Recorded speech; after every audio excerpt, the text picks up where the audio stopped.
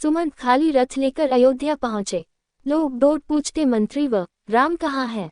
राम लक्ष्मण और सीता को कहाँ छोड़ आए? सुमंत नीची गर्दन किए बिना बोले ही राजमहल की ओर बढ़ते गए। उन्हें अकेला आते देखकर रानियां भी जोर जोर से रोने लगी। राजा ने भी पूछा, बेटा राम कहाँ है? पुत्री सीता न जाने कैसे रहती होगी। राजा अनाथ की तरह रोने लगे। सुमंत ने भी रोते रोते सब हाल कह सुनाया। कौशल्या छाती पीट पीट कर रोने लगी। राजा दशरथ ने अपने अपराध के लिए कौशल्या से क्षमा मांगी। राम को अयोध्या से गए 6 दिन हो गए थे। तब से राजा दशरथ भी यूं ही पड़े थे। आधी रात होने को आई, तब उनका श्रवण कुमार के पिता द्वारा दिए गए शाप की याद आई। उन्होंने कौशल्या से कहा, एक बात मैंने तुमको अब तक नहीं बताई, आज बताता हूँ। हमारे तुम्हारे विवाह के पहले की घटना है। एक बार वर्षा ऋतु में सरयू नदी के किनारे में शिकार खेलने गया। उन दिनों शब्दभेदी बाण चलाने का मुझे बड़ा शौक था। अंधेरा हो चला था। एकाएक नदी में से हाथी के पानी पीने की सी आवाज आई। उसी को लक्ष्य करके मैं बाण चला दिया। तभी मनुष्य के तड़पने की आवाज आई। मैं घबराया हुआ वहां पहुंचा तो देखा कि एक तपस्वी बालक घायल हुआ कराह रहा है। पास में एक घड़ा भी पड़ा है। वह रोते रोते बोला, मेरे अंधे माँ बाप प्यासे उस आश्रम में बैठे मेरी राह देख रहे होंगे, कृपा कर उनके लिए पानी लेते जाए। इतना कहकर उसने दम तोड़ दिया। मैं जल लेकर आश्रम में गया। मेरी आहट पाकर उसके बूढ़े बाप बोले, बेटा श्रवण इतनी देर कहाँ लगाई? मेरी जीभ लदखा रही थी। मैं डरते डरते बोला, मैं श्रवण कुमार नहीं हूँ, अयोध्या का राजा दशरथ हूँ।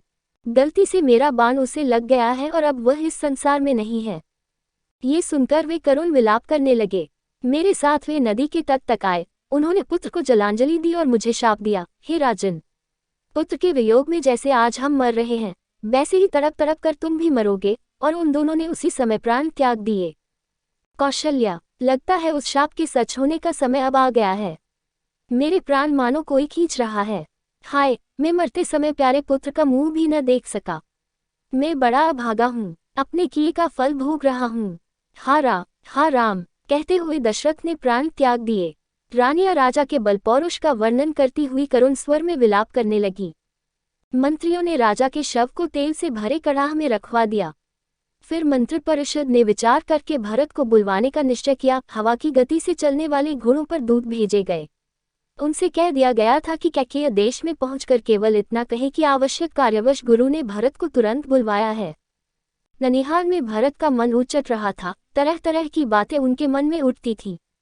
जैसे ही उनको दूत का संदेश मिला, वे नाना मामा से विदा लेकर शत्रुघ्न के साथ अयोध्या को चल पड़े। नदी पर्वत लांघते हुए 8वें दिन वे अयोध्या आ पहुंचे। नगर में चारों ओर सन्नाटा था। बाजार बंद थे। नगरवासी भरत को देखकर मुंह फेर लेते थे। भरत घबराए हुए अपनी माता के महल में गए और ननिहाल का कुशल समाचार बताकर पिता और भाई राम के बारे में पूछने लगे। कैकेयी ने हंसकर कहा, तुम्हारे पिता तो स्वर्ग चले गए, वे इस पृथ्वी का सुख भोग चुके थे, उनके बारे में चिंता न करो। भरत फूट फूट कर रोने लगे। फिर उन्होंने पूछा, भाई राम कहाँ हैं? कैकेयी ने हंस हंसकर अपने वरदान तथा राम लक्ष्मण और सीता के वन जाने की सारी बातें कह सुनाई। वह बोली, बेटा भरत, मैंने तुम्हारे लिए ही सब कुछ किया है। अब चिंता छोड़कर अयोध्या की राज्य लक्ष्मी का भोग करो। भरत को माता पर बड़ा रोष आया। वे बोले, पापिनी, तूने ये क्या किया? इक्ष्वाकु वंश की तूने नाक काट दी। ऐसा ही करना था तो मुझे जन्मते ही क्यों न मार डाला।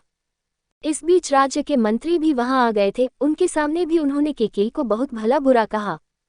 वे बोले, मंत्रियों, आप भी सुन ले, मेरी माँ ने जो कुछ किया है उसमें मेरा कोई हाथ नहीं, मैं शपथपूर्वक कहता हूँ। ये कहकर भरत तुरंत ही माता कौशल्या के पास चल दिए और उनसे लिपटकर बच्चे की तरह बिलखकर रोने लगे। माता ने उन्हें धीरज बंधाया।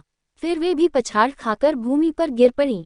भरत ने माता को भी तरह तरह से सांत्वना दी। रात भर भरत पिता और भाई राम की याद करके रोते रहे। उन्होंने माता के सामने सैकड़ों तरह की सौगंध खाई और कहा कि जो पाप कर्म कैकेयी ने किया है उसका मुझे पता भी नहीं। जिसकी सम्मति से यह हुआ हो उसकी बुरी गति हो। सवेरा होने पर राजा दशरथ का चंदन की चिता पर दाह संस्कार किया गया।